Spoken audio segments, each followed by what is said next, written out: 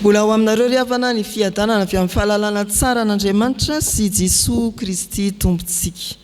Hitombo ao anatintsika ny fanahy masina hampianatra antsika ny sitrapon'Andriamanitra indray amin'ity anio ity. Voasoratra hoe amin'ny anaran'ny Tompo, ary tamin'izany andro zany dia nanomboka ny toriteny Jesosy ka nanao hoe mibebay ianareo fa efa akaiky ny fanjakan'Andriamanitra. Nanomboka ny toriteny Jesosy ka nanao hoe mibebay ianareo fa efa akaiky ny fanjakan'ny lanitra. Ry havana malala rehetra amin'ny Tompo, ampatsivony eto ampiandohana fa rehefa nitsahatra ny fanirahan'ny Tompo mpaminany hatreo amin'ny Malaky dia efa-jato taona tsy niteny Andriamanitra no ny fahatezerany tamin'ny zanak'Israely indrindra. Fatahorin'izay no misokatra indray ny vanim-potoana fitenenan'Andriamanitra ka dia naniraka anijaona mpanao batisa izy. Ary voalaza eto amin'ity perikopa ity fa rehefa voasambotra ijaona dia lasa nakany Galili Jesosy dia nanohy ny asa fitoriana ny filazantsara. Toriteny fohy indrindra ary toriteny ijaona mpanao batisa ihany no mbola naveriny Jesosy eto araka ny voalaza ao amin'ny toko 7:2 dia ity ihany no nambarany ijaona raha nitory tany Jodizy voasoratra hoe mibebay ianareo fa efa akaiky ny fanjakan'ny lanitra. Matthieu 7:2 ary averin'i Jesosy eto amin'izao toko 4:7 zao manao hoe mibebay ianareo fa efa akaiky ny fanjakan'ny lanitra. Jesosy Kristy vita batisa, Jesosy Kristy vita sedra ny fakapana, mahery fo nandeha tany Kapernaomy hitory izany teny izany.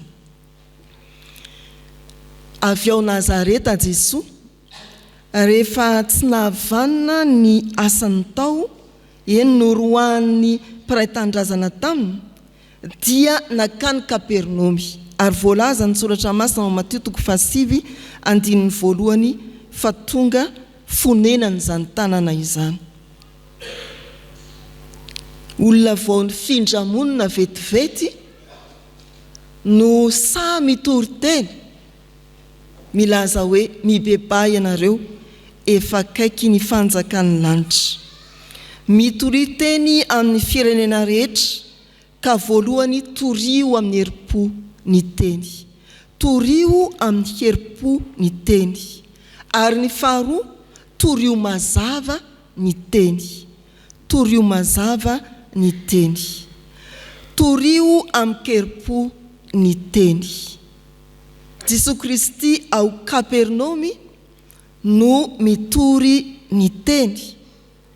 Ary ny atao hoe mitory teny, raha ny dika teny miainga amin'ny teny fototra no jerena, dia manambara toy ny maherim-po raha misongadina sy manandanja ho an'ny olona. Manambara amin'ny herim-po na manambara toy ny maherim-po raha misongadina sy manandanja amin'ny olona. Zay ny atao hoe mitory teny. Jesosy eto raha mitory teny, tsy mitory teny amin'ny anaran'ny mpanjaka na amin'ny anaran'ny amperora Romanina, fa mitondra ny tenin'Andriamanitra. Ny loharan'ny teny izay ambarany dia Andriamanitra ilay naniraka azy. Mahery fo, mitondra ny teny, manandanja ho an'ny olona rehetra, tsy akanavaka. Tsy olona tsopotsoponina na avaka vahana na izay mitovy firehana amin'ny teny, fa ny eny an-dalana, ny eny an-tsaha, ankalamanjana, ny amperinasa dia hitoriana teny avokoa. Izay ilay hoe nitory teny. Nitory teny Jesosy, tsy nifantofantina olona izy na namorimoro vahoaka arak'izay heveriny fa tiana ilazana fa ny ilazany avokoa tsy akanavaka ny teny nampitondrain'Andriamanitra azy ny olona rehetra ary nataony tamin'ny fahasahina tamin'ny keripo zany toriteny zany.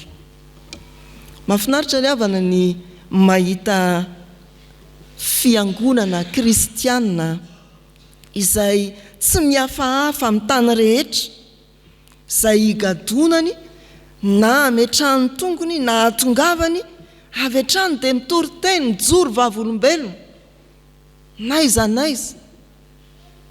Fa mampalahelo mahita hoe io misy kristianina firy taona izy teo amin'ny toerana anankiray tsy mbola nisokatra ny vavany mba hitoriteny, mba hanambara ny filazantsara, mba hitaona ny olona hiverina amin'Andriamanitra. Antsony sika kristianina ho tahaka an Jesosy Kristy ka tsy hiafiafy amin'ny toerana rehetra izay ametrahany tompo antsika, na afirina sika no efa tafatoetra teo, na voatonga na efa teo hatr'izay aza miafiafy. Torio amin'ny keripo ny teny, mitoriteny amin'ny olona rehetra, amin'ny firenena rehetra, ary torio amin'ny heriponao ny tenin'Andriamanitra. Aoka hery fo amin'ny fitoriana ny teny isika. Ny faharoa, torio mazava ny teny. Raha makatahaka ny Jaona mpanao batisa sy Jesosy zany ny mpitoriteny amin'ity fotoana ity dia milaza mazava fotsiny ihany manao hoe mibebay ianareo fefa akaiky ny fanjakan'ny lanitra tapitra ny toriteny. Ray minitra fotsiny fa zatonona eo ariana kely eo amin'ny toko 5 hatrany amin'ny toko 7 110 be izao ny toriteny'ny Jesosy nandimby an'io toriteny fohy dia fohy io. Torio mazava ny teny. Ny toriteny izay nambaran'i Jesosy eto dia ny hoe mibeba. Toriteny mamoa varavarana ho amin'ny fanjakan'ny lanitra. Toriteny izay fanalahidy hitaomana ny olona mba hiandrandry zany fanjakan'ny lanitra izany fa tsy ho tavela eo amin'ilay izao tontolo izao mamatotra azy amin'ny fahotana, eo amin'ilay izao tontolo izao mangeja, mampiotikodina azy, mahatratry ny sangodimpan ny fiainana azy.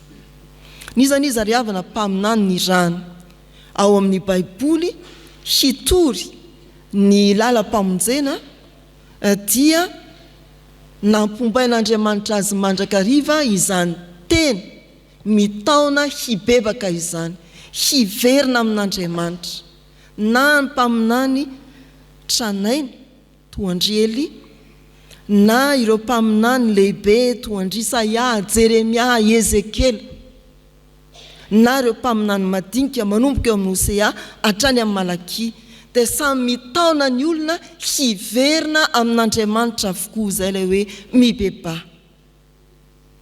Ny dika teny hafa izy raha raisina dia hoe mba tonga saina miova, miverena amin'Andriamanitra, miova todika. Raha nakany ianao mizotra ny lalanao dia mitodika makany indray ianao, izay ilay hoe mibeba. Raha tany amin'izao tontolo izao ny fitodianao dia antsonanao hitodika amin'Andriamanitra, hiantoraka amin'Andriamanitra ary amin'ny alalan'ny lalany azo fijaliana anarahana an'i Jesosy Kristy.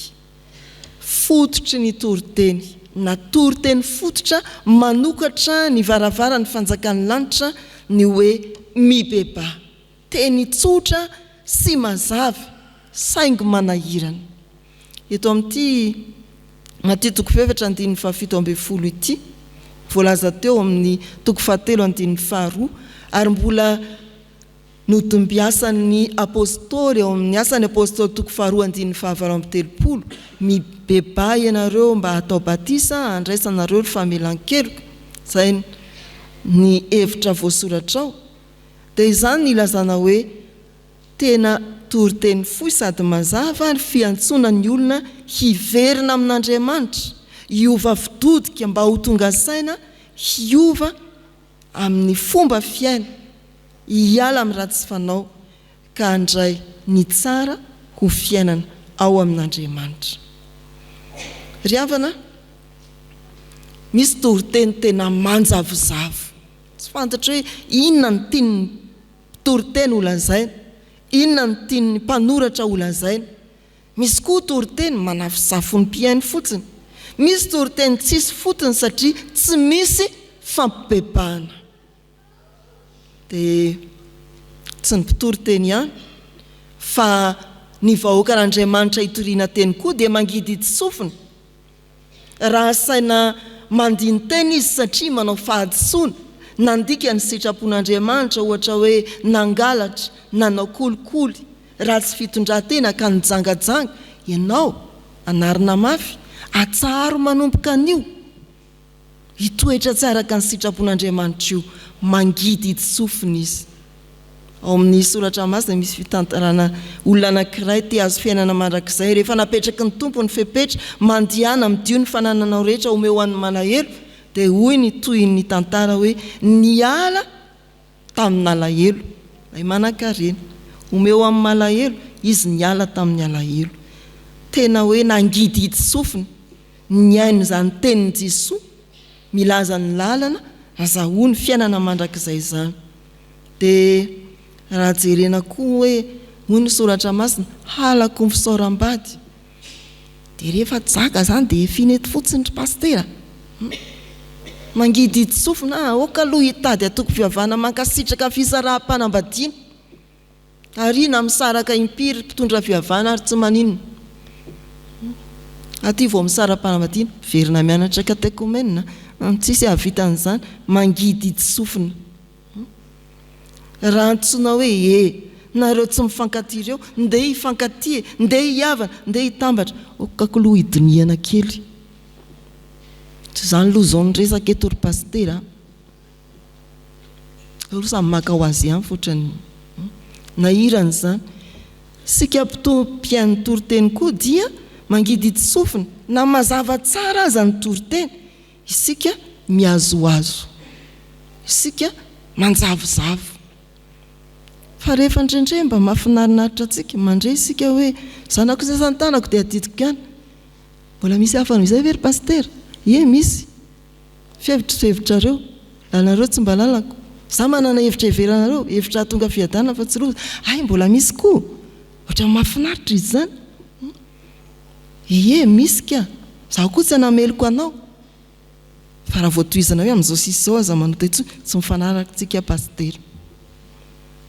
Ataovy mazava ny toriteny, ny fototry ny toriteny ny fiangonana dia ny fiantsoana izay miaino ny amin'ny fibebahana.